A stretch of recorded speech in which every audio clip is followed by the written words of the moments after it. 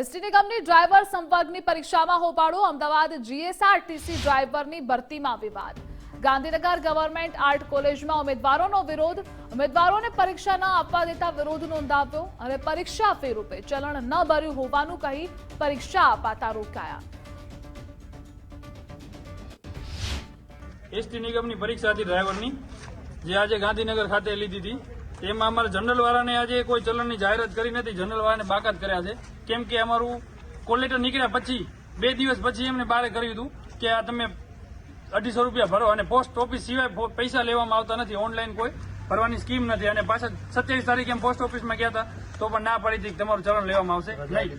2 દિવસની રજા હતી એ માટે. અને અત્યારે ઓનલાઈનની કોઈ એમાં સિસ્ટમ નથી તે અમે ભરી શકીને. અમને એક સેન્ટરમાંથી આ 40-50 વિદ્યાર્થી બારે ઉભા છે, તો બીજા સેન્ટરમાંથી કેટલા હશે આટલા? એ પ્રમાણે અમારી કોઈ પરીક્ષા અંદર લેવામાં આવી નથી.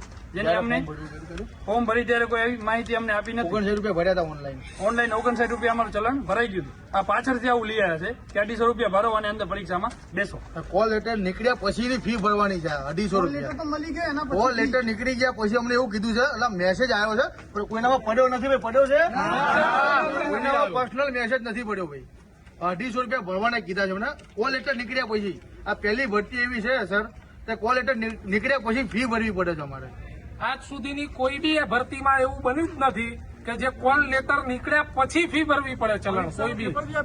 આજે અમારા પરીક્ષાના પેપર બી આવી ગયા છે, અમારો સીટ નંબર બી ત્યાં અંદર લખેલો છે. અમે અંદર બેઠા હતા અને અમને બહાર કાઢવામાં આવ્યા કે તમારે જનરલ કેટેગરી વાળાએ 250 રૂપિયાનું ચલણ તમે નથી ભર્યું એટલે તમને પરીક્ષા આપવા મળશે નહીં. આવી અમને કોઈ ટેક્સ મેસેજ દ્વારા કે કોઈ જાહેરાત દ્વારા અમને જાણ બી કરવામાં આવી નથી કે તમારે 250 રૂપિયાનું ચલણ ભરવાનું છે. બરાબર. જે આ કોલ લેટરની પાછળ 7 નંબરમાં આ લોકોએ લખેલું છે કે ભાઈ આ તમારી ફી ભરવી, તો આ તમે કોલ લેટર જોડે કઈ રીતે આપી શકો?